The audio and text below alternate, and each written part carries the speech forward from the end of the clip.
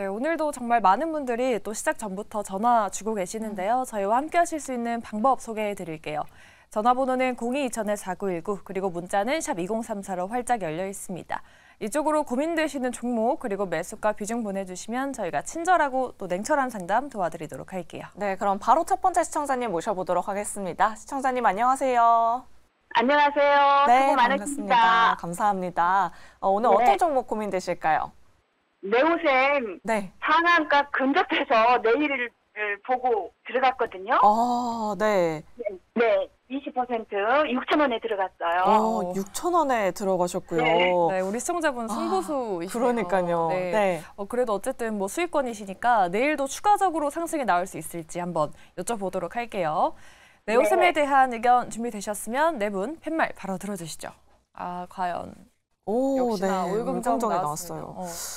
네오셈 근데 조금 저 같은 경우에 좀 무섭거든요. 네. 사실 이렇게 상한가 가는 종목을 따라가기가 쉽지 않은데. 그래서 정태근 이사님이 긍정에서 중립으로 좀 돌리신 건가요? 여쭤보도록 할게요. 저요? 네. 질문이 뭐였어요? 죄송해요. 네오셈 추가적으로 내일 상승이 네. 나올 수 있을지 일단 긍정에서 중립으로 돌리셨잖아요. 그럼 뭔가 유의해야 할 부분이 있을까요? 그건 아니고요. 그냥 네. 대응의 영역이기 때문에 이거는 뭐 업황이라든지 어떤 종목 분석 이런 것이 아니라 지금 빠르게 이제 상한가 따라서 본 다음에 상한가가 들어간 것처럼 결국 대응의 영역인 겁니다. 그래서 아까 제가 브리핑할 때도 말씀드렸듯이 오늘 급등이 나왔다고 그랬는데 반도체 어쨌든 테마가 형성이 되고 있기 때문에 상승으로 가겠지만은 중요한 건 이게 돌아갈 건가 바로 갈 건가 그 문제거든요.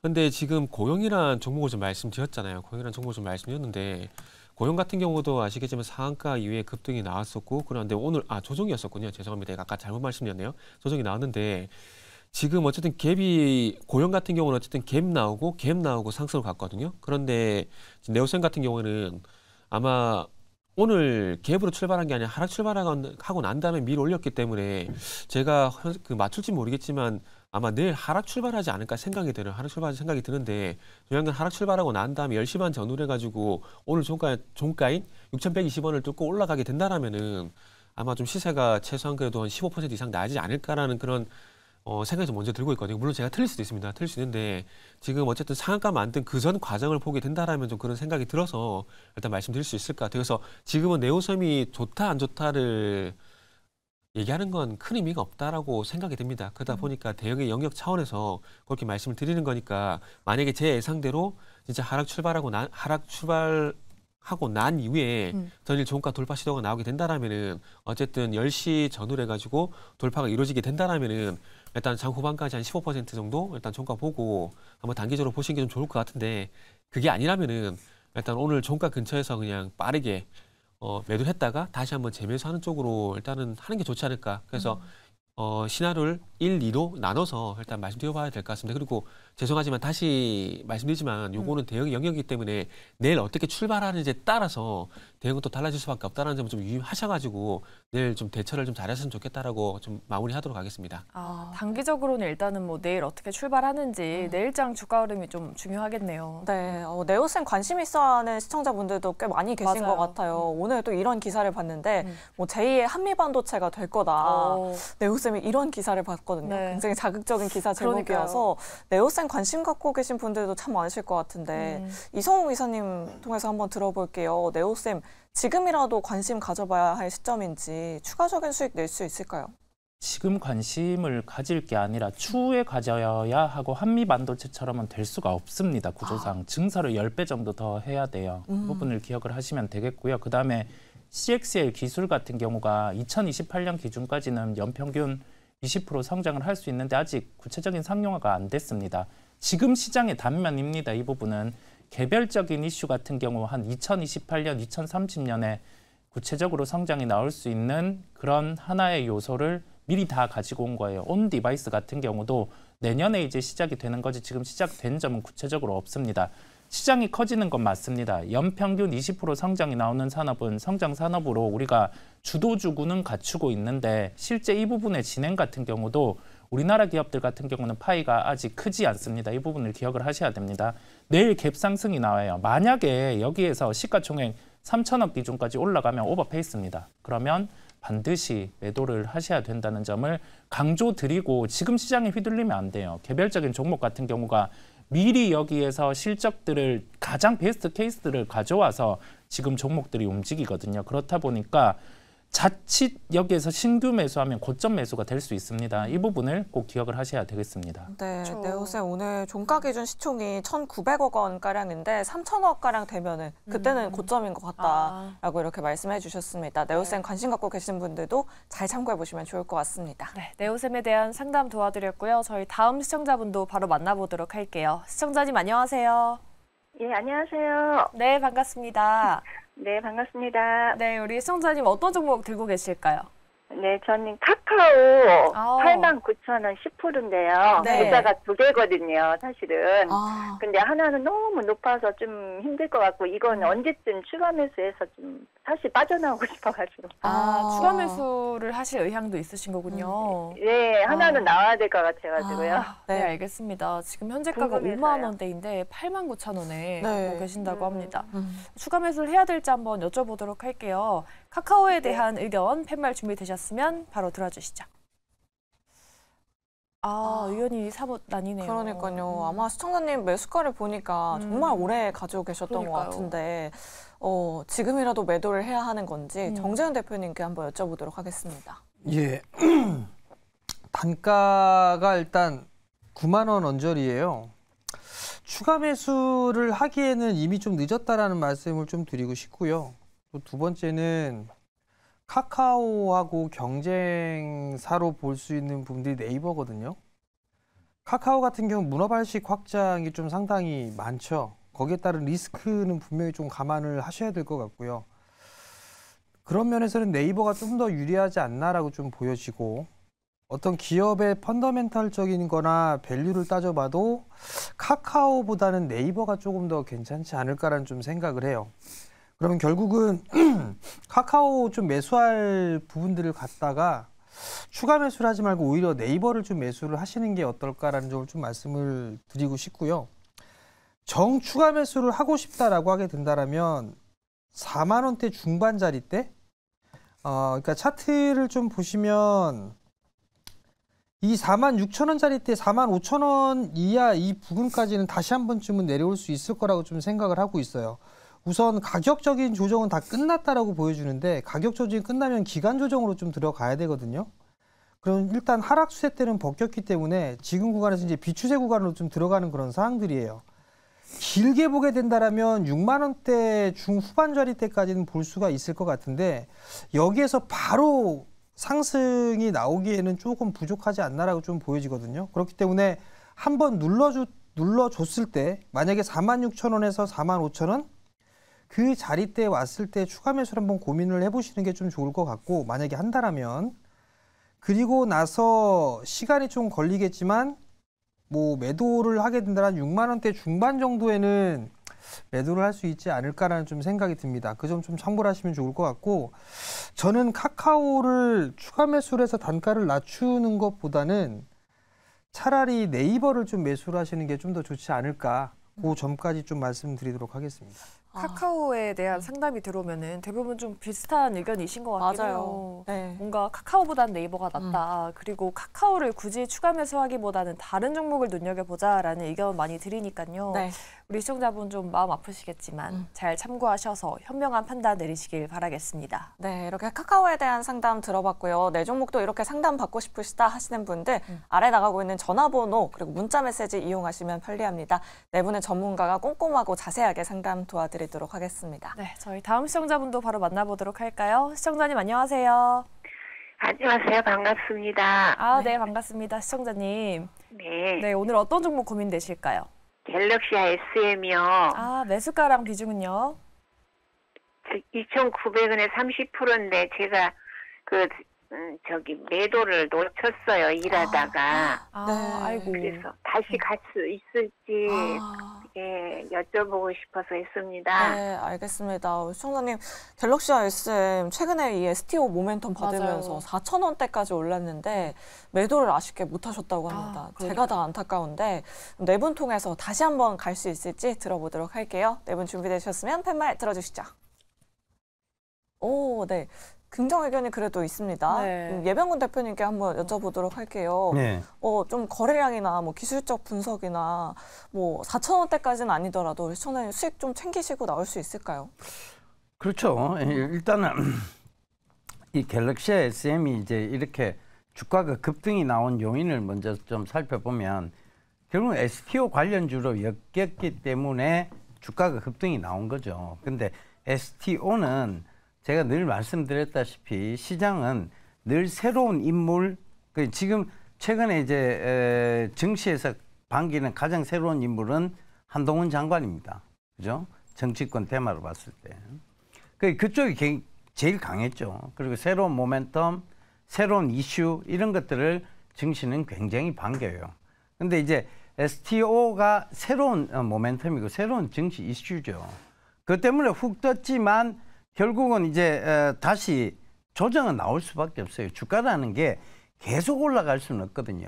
그러니까 어느 정도 강한 상승이 나오면 그 당연히 이제 거기에 대한 조정이 있죠. 그 다음에 이제 다시 재상승에 대한 부분이 있는데 여기서 이제 그러면 이게 재상승을 할 만한 모멘텀이냐 아니면 여기서 사그라들 모멘텀이냐 결국은 LK99를 좀 보면 초전도체 얘기 나왔을 때 그거는 사그라들 모멘텀이에요. 왜? 펼쳐지지 않을 거니까. 왜? 초전도체가 지금 확실한 게 아니었잖아요. 그죠? 그러니까 그런 거는 뾰족산을 그리고 떨어질 수밖에 없어요. 근데 갤럭시 SM은 STO 관련주가 명확합니다. 그러니까 이거는 새로운 모멘텀이 생긴 거예요. 그러니까 이게 지금 명확치 않은 모멘텀이 아니고 새로운 확실한 모멘텀이 생긴 거예요.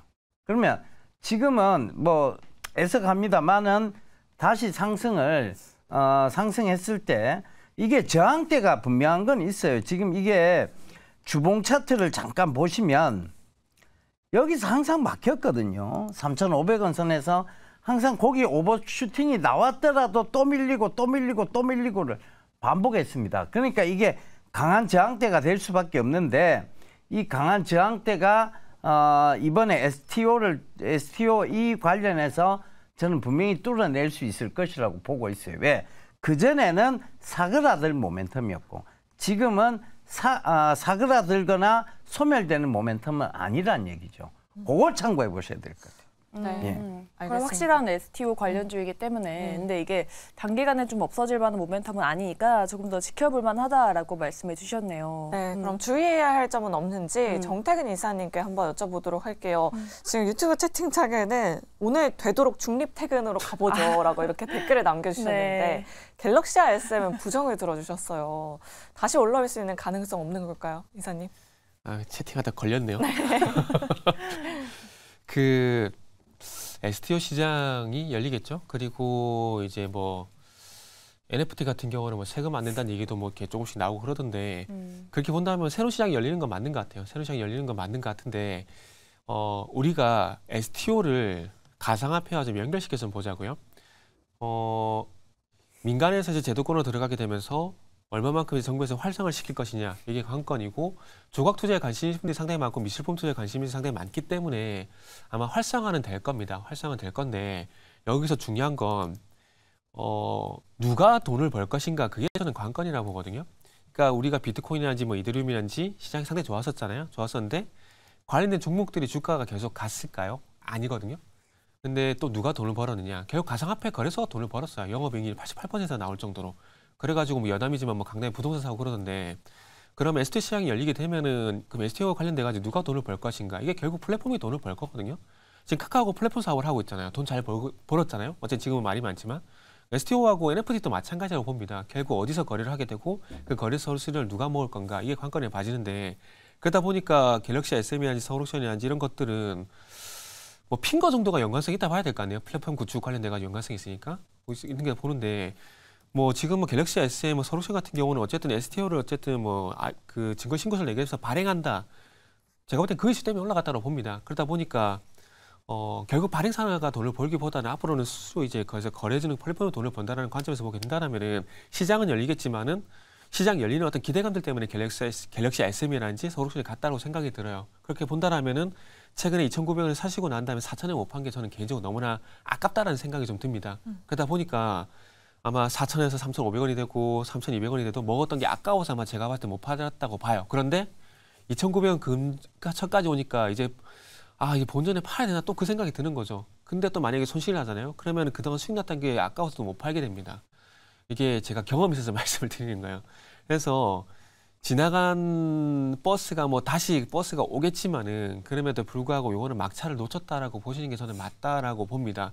제가 틀리더라도 저는 그렇게 보는 게 맞다라고 봐요. 그렇기 때문에 혹시라도 21선 지지받고 반등이 나올까?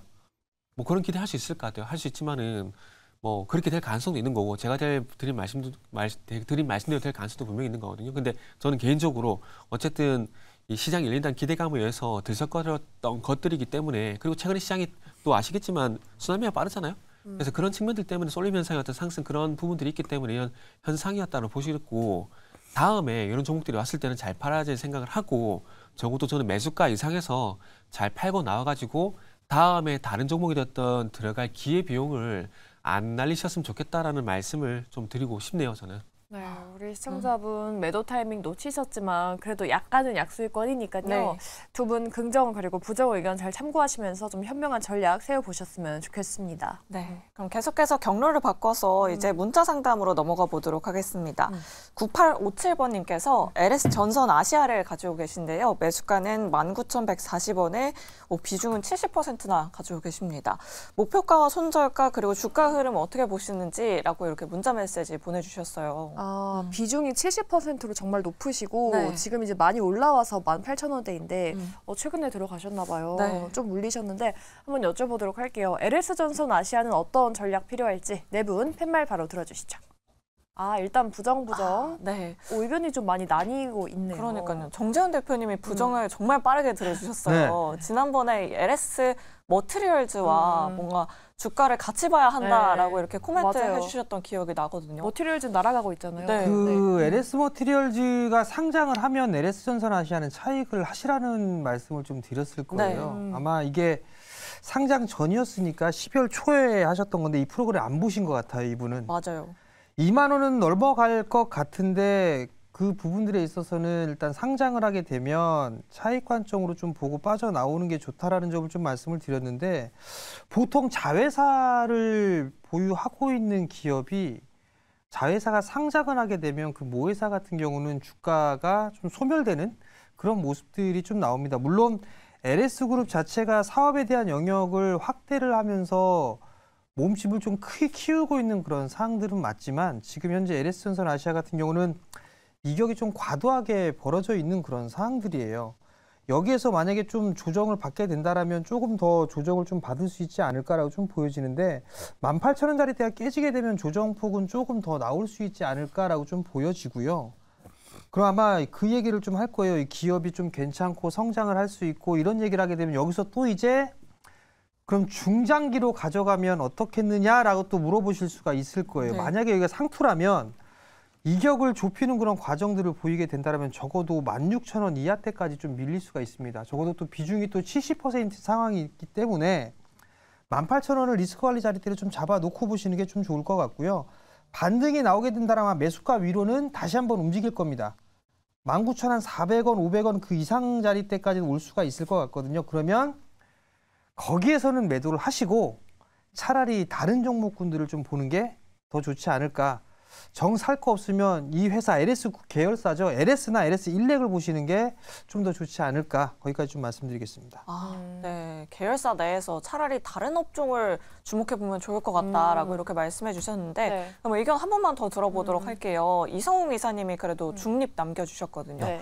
히토류 사업도 하고 있고 해적 케이블 사업도 하고 있고 이런 본업은 좀 어떨지 이성웅 이사님 좀 올라갈 수 있을 만한 긍정적인 모멘텀이 있을까요? 보통 본업 체력 같은 경우는 올해 내년 기준으로 한 영업이익 한 300억 정도의 체력이 됩니다. 그랬을 때 여기에서 시가총액 한 4,500억, 5,000억 이 구간은 지킬 가능성이 높은데 좀 변수가 있었죠. 짚어주신 내용처럼 이제 LS 머티리얼즈의 상장이라는 점이 변수가 돼서 여기에서는 생각하는 부분보다는 차익 실현이 더 나올 수 있습니다. 그렇다 보니 그 부분을 염두에 두실 필요가 있고요. 한 15,000원대에서는 어느 정도 뭐 하방 경직성이 나올 수 있으니까 그 정도 가격에서 어떤 식으로 반등이 나오는지를 봐야 되겠습니다. 네, 가격대를 좀 정해두고 그 정도 선에서 반등이 나오는지 한번 지켜보시라라는 말씀 드려봤습니다. LS전선 아시아 좀 비중이 꽤 높으신데 시청자분 잘 참고해 보시기 바랄게요. 네. 저희 다음 문자로 한번 넘어가 보도록 할게요. 우리 다음에는 4355님이신데 제넥신을 들고 계십니다. 비중이 5%, 매수가는 9,752원인데 종목이 많아서 줄여야 하는 입장입니다. 상담 부탁드립니다. 라고 하셨어요. 네. 종목이 많아서 오히려 줄여야 하는. 그러니까요. 네. 제넥시는 또 오늘 4%대 하락해서 우리 시청자님 또 깜짝 놀라셨을 것 같은데 네 분 통해서 의견 바로 들어보도록 하겠습니다. 네 분 준비되셨으면 팻말 들어주시죠. 오, 중립이 네. 우세하네요. 그러니까요. 그러면 예병훈 대표님께 한번 여쭤볼게요. 제넥신 뭐 종목이 많아서 줄여야 한다라고 하시는데 뭐 다시 반등할 만한 모멘텀은 좀 없을까요? 일단은 뭐 진짜 주가는 바닥권 영역까지 내려왔죠. 그러니까 뭐 이걸 가지고 지금 손해가 날 거냐, 뭐 수익이 날 거냐에 대한 논의를 할 이유는 없을 거라고 보입니다. 뭐 기다리면 수익은 날 것 같아요. 왜냐하면 지금 진짜 빠질 만큼 빠져 내려온 구간이거든요. 근데 문제는 찔끔찔끔에 대한 얘기입니다. 지금 시청자분은 종목을 줄여야 될 것 같아요라고 얘기를 하셨어요. 그러니까 비중 5%, 자 예를 들어 시청자분이 1억을 가지고 투자를 한다고 치자고요. 그럼 비중 5%면 500만 원입니다. 500만 원을 나누다 보면 20종목이 돼요. 이거는 펀드지 투자가 아니에요. 이게 진짜 수익을 낼 수 있는 계좌가 될 수 있을까요? 왜? 20종목이다 보니 관리도 안 되고 뭐가 오른지 뭐가 빠지는지도 몰라요. 네. 비중 5%를 들어간다는 자체가 물론 이제 나중에 추가 매수를 고려한다면 모르겠지만 비중 5%로 종목을 담는다는 자체가 주식을 재미로 하시는 거예요. 주식을 뭐 물론 재미로 할 수도 있습니다. 하지만 수익을 내려고 한다는 관점에서 보면 이건 진짜 크게 많이 잃지도 않고 크게 많이 벌지도 못하는 매매법. 그리고 특히나 결국은 뭐 한 해 열심히 해봤지만 수익이 거의 날 수 없는 시스템. 그리고 이렇게 비중이 나눠져 있다 보면 수익이 올라오면 그러니까 조금만 어떤 종목이 용을 써서 이렇게 하고 올라오면요 죽이기 바빠요. 수익 실현하기 바쁘다는 얘기죠. 그러면 뭐냐 수익은 항상 조금 보고 손실은 막 엄청나게 커질 때도 참는다는 그 버릇이 생깁니다. 이걸 하지 마라는 의미에서 제가 중립을 들어드렸던 거예요. 그러니까 이 뭐 종목이 많이 나눠져 있으면요. 저는 솔직히 말씀드려서 5억 미만의 계좌라면 종목을 2개 이상, 3개 이상 막 늘리는 건 좋지 않다고 봅니다. 그래서 5억 미만은 조금 집중 투자로 가실 필요가 있다. 이렇게 지금 좀 말씀드릴게요. 이래야 결국은 수량으로 승부하는 거고 주식의 비중으로 승부하는 거예요. 찔끔찔끔은 아무 의미 없습니다. 네. 예. 알겠습니다. 포트폴리오 전략에 대해서 이렇게 또 말씀해 주셨어요. 종목 2개 내지는 3개 정도가 딱 적당한 것 같다라고 이렇게 말씀해 주셨습니다. 그게 지키기 참 어려운 것 같아요. 그러니까요. 네, 그럼 또 한 번만 더 여쭤보도록 할게요. 정태근 이사님, 제넥신 어떻게 보실까요? 사실 어제도 뭐 툴젠에 대한 상담이 들어왔었거든요. 요거는 그냥 결론부터 말씀을 드리면은 뭐 굳이 빨리 팔 자리는 아닌 것 같아요. 팔 자리 아닌 것 같고 저도 개인적으로 이 종목을 추천했던 기억이 있기 때문에 좀 말씀을 좀 드리고 싶었는데 이게 유전자 과일 관련돼 가지고 이 종목이 좀 부각이 됐었거든요. 그러니까 유전자 과일 최근에 아시겠지만 그 상반기 때 비만 치료제 그 기억이 있기 때문에 유전자 과일가 부각이 되면서 관련주가 좀 갈 거라고 생각을 했습니다. 바이오 쪽에 개별 종목이라도. 그런데 이제 유전자 과일 관련돼 가지고 이제 빈혈 치료제였던 임상인지 이런 그 신약 개발이 진행이 되다 보니까 그와 연관돼 가지고 빈혈 치료제 그리고 제넥시에서 지금 빈혈 치료제 임상 3상 진행을 하고 있거든요. 그 연결 그것 때문에 이렇게 조금 이제 단기 한 너무나 짧게 반응이 좀 나왔어요. 나는데 그 이슈가 반응이 못 됐기 때문에 원래라면은 파는 게 맞습니다. 파는 게 맞는데 우리가 차트를 좁게 볼 필요는 없잖아요. 넓게 보게 되면은 여기 한때는 정말 이게 왜 간지 모르겠지만 2020년도 같은 경우 19만 원까지 갔던 종목의 주가가 지금 9천 원까지 빠졌고요. 9천 원까지 빠지고 난 상황이고 그러면서 저 개인적으로는 이제 뭐 6월 달부터 지금 뭐 7천 원대 전후로 해서 어쨌든 좀 추가 하락은 좀 제한되고 있다. 그러니까 기울기가 상당히 하락에 대한 기울기가 보시면 아시겠지만 상대적으로 완만한 상태라 봐야 될 것 같아요. 그러면은 적어도 하락 기울기가 아닌 이렇게 옆으로 길 가능성이 상당히 높거든요. 만약에 추가 하락이 나오게 된다라면 뭐 부정 파는 게 맞겠지만은 지금은 어쨌든 7월 달 이후에 그래도 어쨌거나 저쨌거나 7천 원 이상 가격이 일단 유지가 되고 있다는 점을 보게 된다라면은 지금 매수가가 9,700원이기 때문에 적어도 매수가까지 반등은 나올 거라고 봅니다. 그 이상은 저도 잘 모르겠어요. 그 이상은 저도 잘 모르겠는데 어쨌든 매수가까지 반등을 줄 가능성이 있기 때문에 그거는 그래도 노려볼 수 있다라는 판단했습니다. 그러다 보니까 중립 의견을 좀 드렸었고 그래서 만약에 뭐 어떻게 이제 종목의 그 주가가 전개될지 모르겠지만 만약에 제가 말씀드린 대로 주가 좀 전개가 되게 된다라면은 9,700원에서 한 3% 5% 정도 뭐 그냥 예금 이자 받았다 생각하시고 나와가지고 이제 다른 바이오 쪽으로 한번 또 관심을 가져보는 게 좋지 않을까라고 좀 말씀을 좀 드리고 싶네요. 네, 알겠습니다. 제넥씨는 목표 주가를 매수가로 이렇게 잡아보면 좋을 것 같다라고 이렇게 말씀해 주셨으니까요. 두 분의 의견 잘 참고해 보시면 좋을 것 같습니다. 네, 저희 다음으로는 유튜브로 한번 넘어가 볼게요. 우리 세이브 데이터님께서 동진 세미캠을 들고 계십니다. 매수가는 32,000원 그리고 비중은 8%인데 물려 있었던 종목인데 지금 이제 평단까지 와서 고민입니다라고 하십니다. 네. 팔고 더 밑에서 잡을까요라고 하시는데 수익 중이시네요, 시청자님. 그러니까요. 축하드립니다. 네. 근데 이 부분이 참 고민되실 것 같아요. 지금 조금 약간 주춤한 모습인데 네 분은 동진 세미캠 어떻게 생각하시는지 바로 팻말 들어주시죠. 동진 세미캠은 역시나 5일 긍정 나왔습니다. 요즘 뭐 반도체 주들이 워낙에 조금 좋으니까 네. 뭐 네 분 모두 긍정 의견 주신 것 같은데 그럼 이성웅 이사님한테 여쭤보도록 할게요. 우리 시청자님 그냥 지금 계속 가지고 가보면 좋을까요? 아니면 지금 팔고 조금 빠지면 다시 매수를 할까요? 보통 저는 제 기준에서 손실을 보다가 올라온 종목 비슷하게 단가가 올라오면 우선 매도를 합니다. 비중 조절 또는 매도를 해주고요. 그리고 나서 다시 재진입을 해요.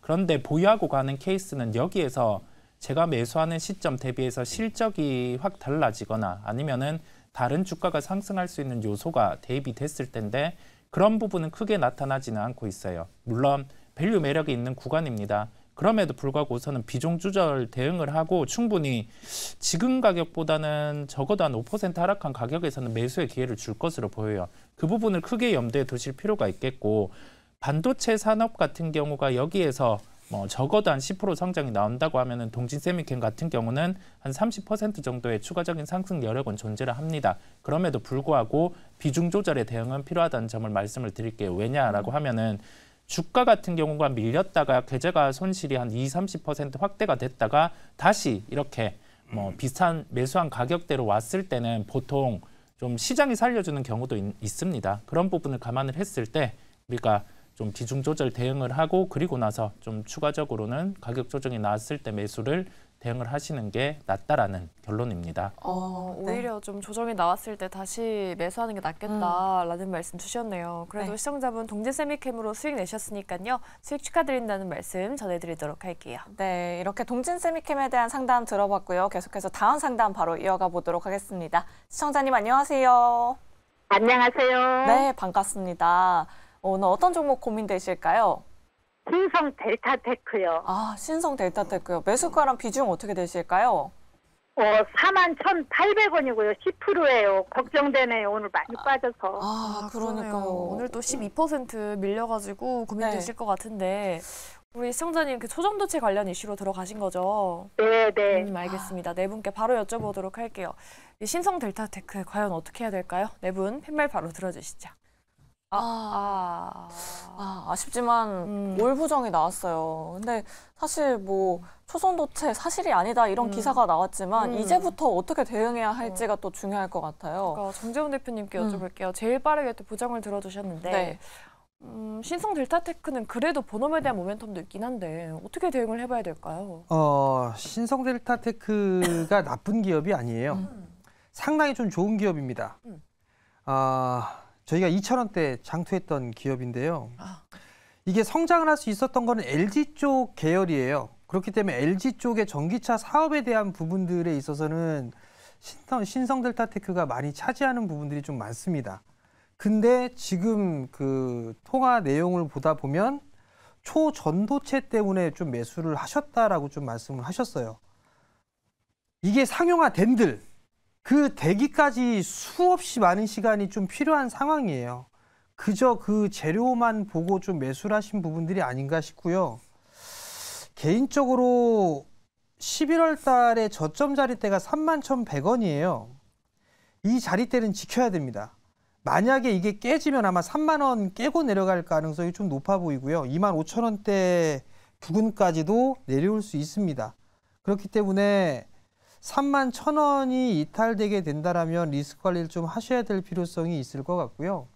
비중이 10%니까 그나마 좀 다행이신데 반등이 나온다고 하더라도 한 38,000원, 37,000원 그 정도 때의 반등 타이밍밖에 좀 노려볼 수는 없을 것 같아요. 그러면 그 자리대에서는 좀 매도를 하고 다른 종목을 좀 보시는 게 좋지 않을까라 좀 말씀을 드리고 싶고요. 차트를 보셨을 때 이렇게 많이 올라가 있는 종목군들은 하지 마세요. 저기 밑바닥에 기고 있는 종목군들 상당히 좀 많거든요. 그런 기업들이 아마 충분히 좀 손실을 메꿔줄 거다. 그 점까지 좀 말씀드리겠습니다. 네. 방송을 안 보신 것 같아요. 우리가 이 주상전화에서 몇 번이나 경고를 드렸고, 네. 그다음에 뭐 그때 우리 설명할 때도 뭐 플레밍의 왼손 법칙, 앙프레의 오른나사의 법칙까지 설명해가면서 말씀을 드렸는데 방송을 진짜 안 보신 것 같습니다. 그만큼 경고를 드렸는데도 불구하고 들고 계셨다는 게 참 좀 안타깝네요, 진짜. 네. 그러면 대표님 역시도 지금이라도 손절을 확실하게 하는 게 낫다. 그렇죠. 이게 손절을 확실히 하는 게 낫죠. 이게 오른 부분만큼은 빠져요. 이게 결국은 그게 아니다라고 했을 때는 그 오른 부분만큼은 빠집니다. 거기서 오른 부분만큼 더 빠지는 경우도 비일비재해요. 그런데 이 회사가 나쁘지 않기 때문에 급락이 안 나왔던 거예요. 그러니까 그게 결국은 근데 그 오른 부분만큼은 서서히 빠지더라도 빠질 수밖에 없거든요. 그렇다는 것은 지금이라도 과감한 손절이 필요하다는 거죠. 그러니까 이런 거는 정확하게 이제 사실이 아닌 걸 가지고 막 얘기가 도는 것들은 시장에서 계속 의심해 보셔야 돼요. 그걸 가지고 올라온 부분인데 그게 내가 사실이라고 해서 시장에서 사실이 되는 게 아니거든요. 꼭 방송을 시청하시면서 참고를 하셨으면 좋겠습니다. 네. 진짜 안타깝네요. 알겠습니다. 우리 청자님 결정하기 굉장히 어려우시겠지만 올바른 판단 내리셔서 또 투자 판단에 많은 도움 되셨으면 좋겠습니다. 네, 신성델타테크 도와드렸고요. 다음 시청자분도 바로 만나보도록 할게요. 시청자님 안녕하세요. 네, 안녕하세요. 네, 반갑습니다. 네, 오늘 어떤 종목 고민되실까요? 예, 효성중공업 매수가랑 비중은요? 18만 2천 원이고 50%입니다. 최근에 들어가셨을까요, 시청자님? 네, 저번 주에 들어가고 한 번 더 들어갔거든요. 그래서 비중이 50%가 되셨구나. 네, 예. 특별하게 효성중공업을 선택하신 이유가 있을까요, 시청자님? 예전에 20만 원 오르기 전에 제가 한 번 했기 때문에 실적도 좋아서 다시 한번 20만 원 밑으로 내려와서 잡았는데 이게 계속 떨어져가지고요, 지금. 그러니까요. 효성중공업 얼마 전에 또 증권사에서 레포트가 나왔더라고요. 목표가 또 상향하는. 그러니까요. 그럼 네 분 통해서 의견 바로 들어보도록 하겠습니다. 네 분 준비되셨으면 팻말 들어주시죠. 그래도 긍정 반, 네. 중립 반이네요. 그럼 정태근 이사님께 한번 여쭤보도록 할게요. 네. 우리 시청자님 아마 효성중공업도 잘 알고 계신 것 같은데 좀 추가적으로 상승할 수 있는 모멘텀이 있을까요? 효성중공업은 매력이 뭐냐면 현대일렉트릭 대비해가지고 수주 받는 것이 다양하다 봐야 되겠죠. 물론 뭐 현대일렉트릭도 마찬가지긴 하지만 매출 비중을 보게 되면은 이제 다양하겠죠. 북미, 중동, 유럽 다양하게 있는 상황들이고 그러다 보니까 이제 뭐 미국뿐만 아니라 현재 지금 주된 모멘텀이 미국이 되다 보니까 조금 이제 현대일렉트릭이 좀 더 간 부분들인데 시간 지나서 뭐 중동현지 이제 우크라이나 전쟁 뭐 종식 얘기가 조금씩 나오고 있던데 뭐 그런 얘기들 나오게 되면 아마 효성중공업이 저는 2차 모멘텀을 좀 받을 거라고 보고 있습니다. 그리고 종목이 과거에 대세 상승한 종목들 뭐가 예를 드는 게 좋을지 잠시 고민이 되는데 뭐 제 예상이 맞다라면은 지금은 쉬는 구간이라고 좀 보시는 게 맞을 것 같아요.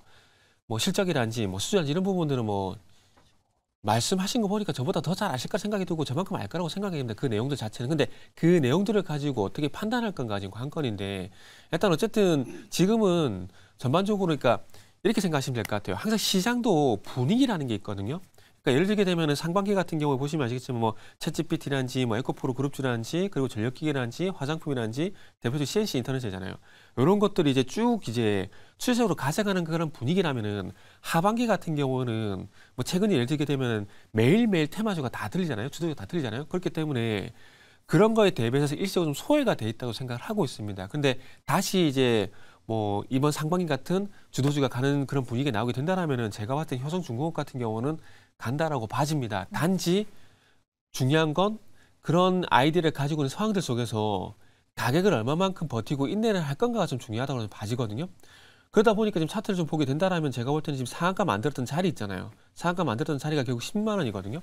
그래서 일단 16만 원 이상 유지가 되게 된다라면 지금 비중 그대로 가져가도 된다라고 좀 봐요. 그러나 이게 만약에 더 밀리게 된다라면은 다시 가더라도 시간이 좀 걸릴 수가 있잖아요. 걸릴 수가 있기 때문에 만약에 10만 원대를 지켜주지 못하게 된다면 비중에도 살짝 줄이고 난 다음에 다시 이제 비중을 만들 그 구간을 맞추고 단가를 좀 낮추는 게 보는 게 맞다라고 봅니다. 그래서 그거는 차트에 좀 보시고 지금은 어쨌든 중요한 건 많은 좋은 것들이 있지만은 그럼에도 불구하고 주가가 어쨌든 조정 국면이고 지켜야 될 가격이 있기 때문에 그 지켜야 될 가격을 지켰는지 여부를 먼저 보고 난 다음에 추후에 플랜 B를 좀 들어가셔야 될 것 같아요. 그래서 그 가격대를 제가 볼 때는 이 상한가 만든 이 16만 원 가격대가 의미 있는 가격대라고 봅니다. 그래서 지금 거의 접근이 된 상황이고요. 그래서 지금은 어쨌든 중요한 건 16만 원대를 지켜주게 되면서 내가 50%를 지켜야지라는 그런 명분을 만들려면은 어쨌든 16만 원대 가격을 지켜주게 되면서 16만 원과 20만 원 사이에 이 박스권 흐름이라도 일단 유지가 돼야 된다고 봐야 됩니다. 그래서 1차적으로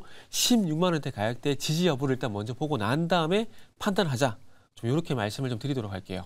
네, 의미 있는 가격대가 16만 원 부분이다라고 이렇게 말씀해 주셨는데 한 번만 더 들어보도록 하겠습니다. 이성우 이사님께 여쭤볼게요. 네. 우리 시청자님은 20만 원 아래로 내려가면 매수를 하셨다라고 네. 하는데 이 부분에 대해서는 어떻게 생각하실까요?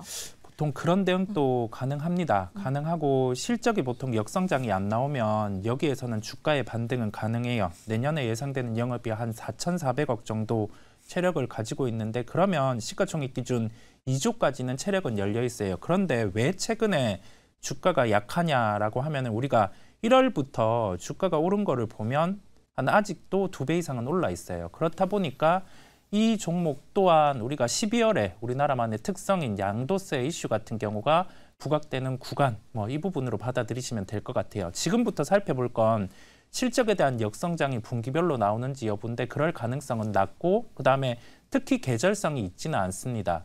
다만 이제 수주 잔고 같은 경우가 줄어드는 흐름이 나타나면 주가 같은 경우는 실적에 먼저 반응해서 조정이 나올 수 있기 때문에 그런 부분을 감안해서 살펴보시면 되고 결론은 지금 실적으로는 한 2조 원 정도의 목표까지는 열려 있음을 기억을 하시면 되겠습니다. 2조 원 네. 정도 알겠습니다. 우리 시청자분 조금 걱정되시겠지만 두 분의 의견 잘 참고하시면서 대응하시면 좋을 것 같습니다.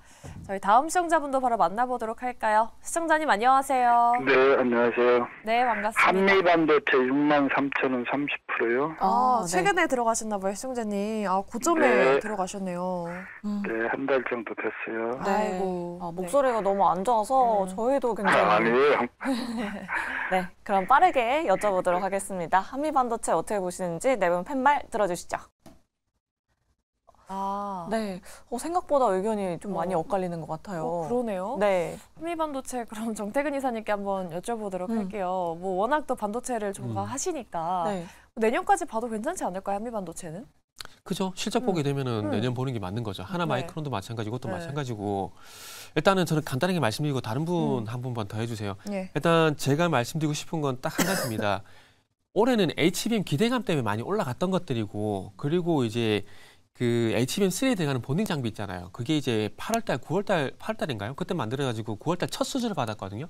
그게 내년에 반영될 거예요. 그렇기 때문에 4분기도 실적이 안 좋을 겁니다. 그래서 아마 주가 추가 상승이 좀 제한될 수도 있거든요. 그런데 어차피 내년 주도주는 저는 개인적으로 반도체를 생각을 합니다. 그렇기 때문에 저는 버텨야 될 이유가 분명히 있다고 봐지고 파도 사태가 있었음에도 불구하고 가격 조정이 안 나오고 있거든요. 그렇기 때문에 저는 홀딩이 맞고 요 종목을 실적 보고 들어갔다라면은 본딩 장비는 어쨌든 내년에 반영이 될 거기 때문에 실적 보고 들어간다면은 저는 홀딩하는 게 맞다라고 말씀드리고 다른 분 한 분만 더 상담을 받으시면 좋을 것 같습니다. 네. 네. 그럼 긍정 의견 한 분만 더 들어보도록 할게요. 예병군 대표님께 여쭤보도록 하겠습니다. 한미반도체도 굉장히 눈여겨보고 계신 투자자분들이 참 많으시단 맞아요. 말이죠. 최근에 조금 그래도 그나마 약간 소폭의 조정을 받은 것 같은데 한미반도체 계속 추가적인 상승 가능할까요? 제가 이 주상전화 프로그램 출연한 게 지금 이제 한 5개월째 돼 가는데요. 네, 그 5개월 동안 계속 한미반도체는 긍정에 대한 얘기를 드렸습니다. 맞아요. 근데 이제 이게 지금 이제 상승 구간에서의 어떤 약간의 이제 이런 거를 이제 우리 흔히 말하기를 약간의 의심이에요. 의심병. 야, 이게 이만큼 올랐는데 더 갈 수 있을까에 대한 의심병인데 지금도 여전히 긍정 의견을 유지하고 있는 이유는 딱 하나예요. 지금 펼쳐지는 모든 산업의 근간이 제가 늘 말씀드렸던 초지능적 구조, 초연결적 구조의 핵심이 있다는 거죠. 초지능적 구조는 결국은 이제 반도체에 대한 얘기고 초연결적 구조는 결국은 통신에 대한 얘기예요. 그러니까 이게 미래 펼쳐지는 사회가 결국은 이 초지능적 구조와 초연결적 구조, 이 모든 게 AI, 지금 뭐 챗 GPT, 이 모든 것들은요, 초지능적 구조와 초연결적 구조의 산물이라고 보시면 돼요. 그런데 반도체주가 여기서 꺾인다. 말이 안 맞죠. 왜? 아직 펼쳐지지도 않았는데. 아직 그 미래는 우리가 말하는 그 초연결적 구조와 초지능적 구조를 갖추고 있는 그 미래는 아직 안 펼쳐진 거라니까요. 이제 개화하는 단계예요. 근데 여기서 꺾이다니요. 말이 안 맞죠. 그러니까 그 점 참고해 보시고 사회적인 부분을 자꾸 연구해 보시면 이걸 내가 더 들고 가야 될 것인가 그리고 여기서 멈춰야 될 것인가에 대한 명확한 해답들이 나옵니다. 그러니까 여러분들이 너무 주식을 금융공학적 측면에서 바라보셔서 그래요. 주식은 인문학이에요. 사람의 심리가 개입돼 있고 그다음에 기업과 기업 간의 싸움, 그다음에 어떤 미묘한 다툼 이런 것들이 개입돼 있는 곳이에요. 그러면 이게 인문학에 더 가깝죠. 결국은 그 인문학적 관점으로 해석을 하셔야 돼요. 자꾸 금융공학적 관점으로 해석하다 보면 들고 가야 될, 장기적으로 들고 가야 될 것이냐, 단기적으로 봐야 될 것이냐에 대한 해답이 잘 안 나옵니다. 결국은 그럼 보이는 같이 차트로밖에 해석을 할 수가 없는데 그 차트가 매번 맞았냐는 얘기죠. 차트는 후행성이에요. 선행성이 절대 아닙니다. 내가 살 때 사게끔 보조지표를 주는 것도 아니고 내가 팔 때 팔 수 있게끔 보조지표를 주는 것도 아니에요. 결국은 지나놓고 끼워 맞추기입니다. 그걸 보면 안 돼요. 그거는 금융공학적 측면에서 보는 거예요. 주식은 인문학입니다. 인문학적 측면에서 미래 펼쳐지는 세상을 잘 한번 봐보세요. 그리고 여러분들이 찾아봐야 될 책은 연초에 차트 책이 아니라 트렌드와 관련된 미래 산업과 관련된 책을 찾아보셔야 됩니다. 예, 요렇게 여기까지 할게요. 네, 알겠습니다. 기술적 분석보다는 트렌드 그리고 잘 나갈 수 있을 업종을 빨리빨리 선점하는 게 더 중요할 것 같다라고 이렇게 말씀해 주셨네요. 네, 알겠습니다. 한미반도체 참고해 보시기 바라겠고요. 저희 다음 시청자분도 바로 만나보도록 하죠. 시청자님 안녕하세요. 예, 안녕하세요. 고생 많으십니다. 네, 반갑습니다. 오늘 어떤 종목 들고 계실까요? 저돈 비조요. 매수가랑 비중은요? 28,900원에 20%. 혹시 오늘이나 뭐 최근에 들어가셨을까요, 시청자님? 아니 좀 됐어요. 한 해를 넘었어요. 그 신한금융과 채권 추신 관련 사업이 예비성이 낮다고 해서 그때 들어갔어요. 조금 네. 되셨구나. 네, 알겠습니다. 그래도 매수가랑 큰 괴리는 없는 것 같은데 예. 연말까지 들고 가봐야 할지 네 분 통해서 바로 들어보도록 하겠습니다. 네 분 준비되셨으면 팻말 들어주시죠. 그래도 긍정적인 의견이 많습니다. 네. 정재현 대표님께 여쭤볼게요. 더존비즈온 들고 갈 수 있을 만한 그런 모멘텀 거리가 있을까요? 모멘텀 거리라고 하는 건 주가가 못 올랐다라는 게 모멘텀 거리가 아닌가 싶습니다. 더존비즈 비지온 같은 경우는 이미 실적에 있어서는 21년도, 22년도에 실적을 좀 피크를 찍고 난 이후에 지금 하향 조정이 좀 되고 있는 그런 상황들이에요. 그러다가 보니까 지금 주가 수준도 좀 많이 빠져 있는 그런 상황들인데 주가에 대한 조정은 다 받았다라고 좀 봅니다. 그렇기 때문에 이거를 지금 이 매수한 자리대에서 매도를 하실 필요성은 없지 않나라고 좀 보여지고요. 증권사 리포트도 저는 참고할 필요가 없다라고 좀 보고 있는데 그 이유가 주가가 올라가는 종목군들이 계속 있으면 목표가 상향 리포트가 계속 나와요. 반대로 주가가 빠지는 그런 종목군들이 있으면 목표가 하향 리포트가 계속 나오거든요. 더존비지온 같은 경우도 뭐 추가적인 상승을 하기 위해서는 성장 동력이 필요하다라는 그런 리포트가 일단 최근에 좀 나오긴 했었는데 어찌됐든 기본적으로 밸류는 지금 주가 수준은 비싼 부분들이 아닙니다. 다만 이제 올라가기에는 좀 다소 시간적인 부분들이 좀 소요가 되지 않을까라고 좀 보여지는데 비중 20%시면 지금 보유하시다가 8월달, 9월달 고점 자리대예요. 뭐 34,000원? 뭐 그 이상 올라갔을 때 그때 매도를 하고 다른 종목을 좀 볼까 그 고민을 하시면 될 것 같고요. 지금은 좀 보유 의견 드리도록 하겠고 시간은 조금 소요가 좀 될 수 있다라는 점 그 부분까지 좀 말씀드리겠습니다. 네, 더존비지온 확실한 매력 포인트는 지금 저점을 지나가고 있는 구간인 것 같다라고 이렇게 말씀해 주셨고요. 충분히 조금 장기적으로 들고 가보자라는 이런 전략 세워주셨습니다. 네, 좋습니다. 저희 더존비지온까지 상담 도와드렸고요. 저희 다음으로는 문자로 한번 가보도록 할까요? 네. 저희 7652님께서 현대미포조선을 들고 계십니다. 현대미포조선 매수가는 8,300원 그리고 비중은 30%인데 네. 22년 5월에 매수하셨다고 해요. 좀 오래되셨는데 오를 때 매도를 못 하셨다고 합니다. 네. 아이고. 지금 20% 정도 수익 보려면 얼마나 기다려야 하나요? 라고 네. 또 수익률까지 원하는 수익률이 딱 있으시네요. 그러니까요. 우리 시청자님이 아마 11만 7,500원 고점까지 보셨는데 못 파신 것 같아요. 제가 다 안타까운 사연인데 그러니까요. 네 분 통해서 빠르게 들어보도록 하겠습니다. 네 분 준비되셨으면 팻말 들어주시죠. 네. 긍정 세 분의 네. 중립 한 분이 나왔습니다. 그렇다면 네. 조선주 또 좋아하시는 정태근 이사님 안 여쭤볼 수가 없겠죠. 최근에 그래도 조선주들 좀 잘 올라오고 있다가 네. 다시 또 하락으로 뭔가 전환하는 분위기인 것 같은데 네. 현대미포조선 우리 시청자님 20% 수익 가능할까요? 대신 시간은 걸립니다. 네. 대신 시간은 걸려요. 지금 이제 잘 보세요. 현대미포조선이 2022년도, 2023년 딱 기점으로 봤을 때 2023년 같은 경우는 현대미포조선이 더 잘 갔고요. 그리고 올해 들어와서는 그 한국조선해양과 좀 비교를 해보게 되면은 한국조선해양이 좀 더 주가가 더 괜찮거든요. 지금 보세요. 지금 화면 보시면 한국조선해양인데 한국조선해양이 올해 들어와가지고 주가 괜찮고 그전에 좀 별로 안 좋았죠. 그런데 현대미포조선은 화면 보시면은 자.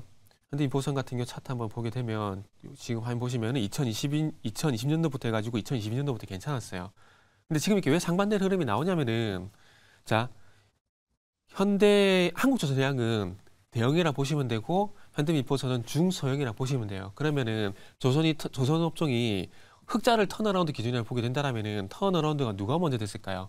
현대미포조선이 먼저 그런 부분이 이루어지다 보니까 작년까지 주가가 상당히 강했었다는 겁니다. 그런데 시간차를 두고 대형주까지도 이제 흑자 전환되다 보니까 현대미포조선 같은 경우는 흑자 모멘텀이라는 부분을 이미 좀 선반영시킨 거고 흑자 모멘텀을 이 조선 3사는 뒤늦게 반영을 하게 되면서 지금 다른 현상이 나오고 있는 거예요. 그런데 중요한 건 이제 앞으로 이제 지금까지 과정은 그렇게 됐던 것들이고 이제 앞으로가 중요한데 조선주는 제가 이 시간을 통해서 항상 말씀드렸지만 시간이 많이 걸릴 겁니다. 시간이 많이 걸릴 거예요. 그렇기 때문에 그만큼 길게 봐야 되기 때문에 다른 종목들에 비해서 충분히 좀 더 많은 상대적 박탈감을 느낄 수밖에 없는 것들이에요. 저는 개인적으로 이제 돈 되는 수주, 그러니까 단순히 흑자 수주가 아니라 그러니까 LNG선 그러니까 표준형이 17만 세제곱미터급이거든요. 요게 이제 2021년도 6월달 전후로 이제 흑자 수주를 받기 시작했고 단순히 흑자 수주가 아니라 돈 되는 수주를 언제부터 받았냐면은 2022년 4월달 이후부터 받았거든요. 근데 이게 18개월 차라는 시간차를 보게 되면은 올해 이제 조선 3사가 흑자 전환이 됐잖아요. 그러면은 2022년 4월달 그 기점을 보게 되면 내년 가서는 조선주가 턴어라운드가 분명히 될 거거든요. 될 건데 중요한 건 시장 분위기가 좋아야 될 것 같아요. 조선주 같은 경우는 작년에 이미 흑자 전환 얘기가 나왔었지만 주가 못 갔다가 올해 연초에 상반기에 시장이 좋아지게 되면서 조선주가 그 흐름 타고 같이 간 거거든요. 그렇기 때문에 만약에 내년에 시장이 좋아지게 된다라면은 아마 조선주 턴어라운드 얘기가 분명히 나올 겁니다. 나올 건데 이제는 조선 3사가 먼저 가고 난 다음에 이어서 바톤 이바닥 현대미포선이 따라가는 양상이 나올 거예요. 근데 그 따라가는 시기가 내년 딱 2월 달이다. 내년 딱 6월 달이다. 그걸 제가 말씀을 드릴 수가 없기 때문에 시간이 걸린다라고 말씀을 좀 드린 겁니다. 그렇기 때문에 조선주는 다시 말씀드릴게요. 정말 2년, 3년 길게 볼 거라고 생각을 하시고 그냥 가지고 가실 게 아니라면은 조바심 나서 아마 오늘 이후도 종목 상담을 제가 볼 땐 20번 넘게 할 거라고 봐요. 그래서 다시 말씀드리지만은 조선주는 그런 사이클에 있는 업종이고 그런 상황이기 때문에 길게 보셔야 됩니다. 끈덕지게 인내를 가지고 가져갈 것이라면은 분명히 20%가 아니라 제가 볼 때 20% 이상도 충분히 수익이 난다라고 봐요. 그렇기 때문에 그런 아이디어를 가져가실 거라면은 그냥 참고 그냥 가져가세요. 분명히 수익은 반드시 납니다. 그렇게 좀 말씀드릴게요. 네. 그렇죠. 조선주는 또 빅사이클이 있기 때문에 20%라는 그 정도의 또 수익을 원하신다면은 네. 조금 시간을 가지고 긴 호흡으로 장기적으로 보시는 게 현명할 것 같다라는 의견 드렸으니까 시청자분 꼭 수익 내시길 바라겠습니다. 네, 그럼 계속해서 다음 상담 바로 이어가 보도록 할게요. 3019번님께서 유니 테스트를 가지고 계십니다. 12,400원에 20%까지 분할 매수 중입니다. 라고 이렇게 남겨주셨고요. 네. 장기로 보고 조금씩 모으고 있는데 상담 꼭 부탁합니다. 라고 이렇게 남겨주셨습니다. 장기로 보고 분할 매수 중이라고 하십니다. 내부는 어떻게 보고 계시는지 유니 테스트에 대한 의견 바로 들어주시죠. 네, 올금정이 나왔습니다. 최근에 4거래 연속 상승 중이고 사실 반도체 주들 요즘에 올라가는 종목들이 참 많잖아요. 맞아요. 유니 테스트는 장비주인데 이성욱 이사님 유니 테스트 어떻게 보세요? 장기로 가지고 가도 괜찮은 만한 종목인가요? 네, 장기로 가지고 가도 되고 아마 빛은 내년에 발할 수 있을 것 같습니다. 지금은 공정상으로 아직 DDR4에서 5로 넘어간 게 20%가 채 되지는 않는 상황이에요. 이 부분이 50%가 넘어가는 기점부터는 주가의 반응이 할 수 있을 것 같고요. 그다음에 낸드 쪽 같은 경우가 D램 대비해서 아직은 좀 더딘 면이 있는데 가격이 올라오기 시작했습니다. 다만 장비주 같은 경우는 앞단에 공정상의 앞단의 장비주 같은 경우는 설비 투자가 들어갔을 때 주가 같은 경우가 더 탄력적으로 나타날 수 있습니다. 가동률이 많이 떨어진 상황 안에서 지금 우선은 수요 회복이 되는 메모리 이쪽, 그다음에 HBM 후공정, 그다음에 기타 온 디바이스 이런 쪽이 수요를 창출할 것 같아서 후공정단의 종목들 같은 경우가 이렇게 부각을 받고 있는 상황인데 후공정 종목들도 물론 좋은데 이제 전공정단 종목 같은 경우는 투자의 사이클이 도래했을 때 주가가 강할 수 있어요. 그게 한 내년 중반 이후에 가능성이 존재를 하고요. 주가는 그래도 한 6개월 정도 선 반영할 수 있다는 면에서 충분히 지금 대비해서 타이밍이 맞는다고 하면은 한 2배 정도의 수익도 무난히 가능할 것으로 보입니다. 네. 왜 정도까지? 저도 굉장히 관심을 갖게 되는 종목인 것 같아요. 그러니까요. 이렇게 네. 유니 테스트에 대한 상담까지 도와드렸습니다. 오늘 상담은 여기까지 하도록 하고요. 이제 내일 새벽에 FOMC도 기다리고 있고 이제 내일장 어떻게 저희가 대응을 해봐야 될지 네 분의 한 줄 전략도 바로 들어보도록 할게요. 먼저 정태근 이사님의 내일장 전략 들어볼까요? 어떤 전략 필요할까요? 전략은 간단합니다. 외국인도 개별 종목 대응. 무슨 얘기냐면은 오늘 아마 이게 오늘 기사가 맞는지 잠시만요. 보게 되면 오늘 기사 맞네요. 오늘 기사 보게 되면 어떤 기사가 있냐면은 언론 통해서 경쟁사겠죠. 경쟁사인데 모건 스탠리 한국 반도체 소부장 지분 쇼핑 담은 종목은 해가지고 여기에 보니까 제주 반도체, LOT 백큐ම්, 텔레칩스. 근데 제가 이걸 왜 짚냐면 제가 여기서도 말씀을 드렸는지 정확히 기억이 안 나는데 외국인이 굳이 지금 기관도 그렇고 지수를 올릴 필요가 없어요. 어차피 빠지지 않는 시장이고 그리고 공매도 금지라는 게 있잖아요. 그러니까 결국 시장을 올리고 종목을 올려야 되는 그런 수고를 안 해주는 걸 우리 정부가 이미 해줘 버렸어요. 신고가 가고 급등 나와도 그걸 제어할 장치가 사라져 버린 겁니다. 그렇게 본다라면은 굳이 외국인들 기관들이 시장을 올릴 필요가 있을까요? 아마 외국인들 기관들 같은 경우 지금 상황만 계속 따라 그럴 거예요. 왜냐하면 지들이 사면 가니까. 그러니까 제주반도체, LOT 백큐ම්, 텔레칩스 방금 말씀드렸잖아요. 제주반도체 같은 경우는 지분 5.7%고 이게 말씀드렸는데 최근 제주반도체 상당히 급등 나왔죠. 앞으로 이런 현상이 계속 나올 거라는 겁니다. 계속 나올 거예요. 그리고 텔레칩스도 많이 올랐죠. LOT 백큐ම් 아직 안 올랐지만은 만약에 이런 연휴라면 또 기관들, 외국인 기관들 개인들 안 달라들겠습니까? 모건 스탠리가 샀대. 요 얘기 하나만으로도 그렇잖아요.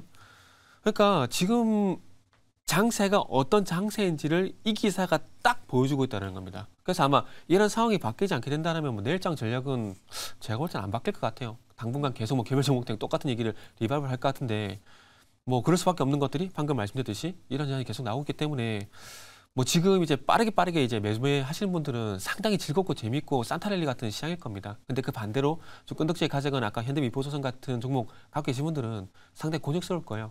이거는 매매 성향에 따라서 좋고 좋은 시장, 나쁜 시장 이렇게 갈린 시장이다. 이렇게만 말씀 좀 드리도록 할게요. 네, 앞으로 개별 종목 장세가 계속해서 이어질 것 같다라고 이렇게 남겨주셨고요. 네. 그럼 다음으로 정재훈 대표님의 한 줄 전략도 들어볼게요. 내일 시장 어떻게 대비하면 좋을까요? 일단 뭐 종목 장세는 좀 지속되고 있는 그런 상황들인데요. 당분간 좀 더 이어지지 않을까 싶습니다. 뭐 지수가 내일 뭐 크게 빠질 자리대도 저는 개인적으로 좀 없다라고 좀 보고 있고요. 뭐 동시만기인 부분들이 있지만 크게 밀릴 자리대는 없다라고 좀 판단을 하고 있습니다. 그렇기 때문에 종목에 좀 집중하는 전략이 좀 좋을 것 같고요. 뭐 이제 FOMC 끝나고 뭐 동시만기 끝나고 난 이후에 이제 지수의 흐름들이 어떻게 될지를 좀 봐야 될 것 같은데 내일 동시만기 때 전 그거 하나 좀 체크를 해보셨으면 좋을 것 같아요. 공매도 상위 종목군들 셀트리온 쪽이라든가 에코프로 쪽이라든가 공매도 잔고가 좀 상당히 많은 기업들이 장 막판 그리고 동시호가 때 어떤 모습을 좀 보이는지 그 부분들도 좀 고민해 볼 필요성이 있지 않나라고 좀 보여지고요. 왜냐하면 공매도 금지가 돼 있기 때문에 이게 청산을 좀 해줘야 되지 않을까 싶어요. 그렇게 되면 아마 종목에 좀 변동이 좀 나오지 않을까라고 좀 생각을 하고 있거든요. 그렇기 때문에 그 부분들을 좀 체크를 해보시는 게 좋지 않을까라고 좀 보여지고요. 그리고 많이 올라가 있는 그런 기업들보다는 바닥을 좀 기고 있는 그런 종목군들이 탄력이 좀 더 강하게 나오고 있는 그런 상황들인데 예를 들어서 좀 말씀을 드리게 되면 오늘 코리아 서킷 같은 기업들이 있어요. 그러니까 이렇게 보게 되면 올라간 종목이 없어요. 23년도 들어서서 올라간 게 없거든요. 네. 근데 그 이후에 오늘처럼 이렇게 크게 상승이 좀 나와주는 그런 모습들을 좀 보여주고 있는데 이러한 차트의 모습을 그리고 있는 종목군들을 좀 찾아보시면 좋을 것 같아요. 이렇게 해서 지금 이게 초록색이 61선인데 이 61선이 이렇게 이중바닥형의 모습을 만들고 이렇게 돌아가는 그런 종목군들, 이런 모습을 그린 종목군들을 좀 보면 오히려 순환매적인 흐름들에 있어서는 상당히 좀 도움이 되지 않을까 그렇게 좀 말씀을 드리시고 내일 동시호가 때 2차전지 쪽 흐름들을 한번 좀 보자 그 말씀까지 좀 드리도록 하겠습니다. 알겠습니다. 2차 전지주들의 흐름도 눈여겨보도록 하고요. 다음으로는 예병훈 대표님의 내일장 전략도 한번 들어볼게요. 내일장 좀 어떻게 보세요? 최근 들어 이제 계속 얘기 드린 게 있죠. 결국은 이제 개별 종목보다는 중대형주에 좀 관심을 갖자. 그리고 항상 12월 달은 코스닥 시장이 별로 좋지 않았으니 배당을 주는 중대형주 쪽에 관심을 갖자 이런 얘기를 많이 드렸는데 최근에 이제 통 큰 배당을 지금 막 기사들이 나오고 있죠. 셀트리온 같은 경우에도 통 큰 배당 그리고 자사주 소각 뭐 이런 것들이 나오고 있어요. 그러니까 결국 이런 것들이 어디서 나오느냐? 중소형주에서 잘 안 나와요. 지금 이제 중대형주에서 많이 나오죠. 그러니까 여전히 저는 시장을 긍정적으로 보고 있습니다. 결국은 지금은 악재가 거의 해소된 불확실성이 거의 해소된 시장이라고 보여요. 그러다 보니 결국은 시장은 긍정적인데 어느 쪽에 긍정이 더 잘 나타날 것인가에 대한 질문에 중대형주를 짚어드린 거예요. 그러니까 이런 부분들을 좀 참고하시면서 시장을 좀 대응해 나가셨으면 좋겠습니다. 결국은 시장은 연초 랠리도 한번 노려볼 만한 그러니까 지금 12월 시장이 만약에 이렇게 코스닥으로 인해서 혹은 개별 종목으로 인해서 좋지 못하다면 1월 효과는 분명히 나옵니다. 왜? 결국은 대주주 요건에 걸려서 미리 매도를 했던 곳에서 결국은 다시 들어온다는 얘기죠. 그래서 올 연말 즉 올해 12월 말에는 윈도우 드레싱 효과도 한번 기대를 해볼 만하다. 이렇게 좀 딱 정리를 해드릴게요. 네, 예. 뭐 1월 효과는 무조건 온다. 그리고 대형주 위주로 좀 지켜보자라고 이렇게 말씀해 주셨습니다. 그럼 마지막으로 이성훈 이사님의 한 주의 전략도 들어볼게요. 내일 시장 어떻게 준비하면 좋을까요? 시장이 개별주의 속도가 너무 빠릅니다. 오늘 특성을 봤을 때도 작은 IT 종목들 같은 경우도 주가가 올라왔어요. 하루에도 한 20% 이상 오르는 경우가 있는데 시세는 보통 한 이틀이 피크입니다. 이 부분을 염두에 두셔야 할 것으로 보이고요. 그 다음에 보통 실적 기반이 되는 쪽 이런 종목들을 지금부터는 좀 보시는 게 중요할 것 같습니다. 내년을 준비할 시기입니다. 내년엔 제품의 판매가 달라지는 구조의 업종도 있고요. 여기에서 1월 초에 삼성전자 4분기 잠정 실적의 발표까지 있습니다. 그랬을 때는 다시 IT주 같은 경우도 실적 기반의 종목들로 움직일 수 있는 시각을 열어두실 필요가 있습니다. 자, 양도세가 여기에서 30억 이상으로 책정된다라고 하면 그때는 2차 전지, 의료 AI에 대한 플레이를 열어두고요. 그렇지 않은 시각 안에서는 좀 종목들 같은 경우 변동성 커질 수 있음을 기억하시면 되겠습니다. 네 분 다 이제 개별 종목에 대한 말씀도 해주셨는데 저희가 눈여겨보면서 내일 시장도 저희가 전략 든든하게 만들어 보도록 하겠습니다. 네, 오늘 주상전화 저희가 준비한 내용은 여기까지고요. 저희는 내일 이 시간에 더욱더 알찬 정보들 들고 찾아오도록 하겠습니다. 오늘 방송 끝까지 시청해주신 여러분 고맙습니다. 여러분 안녕히 계세요.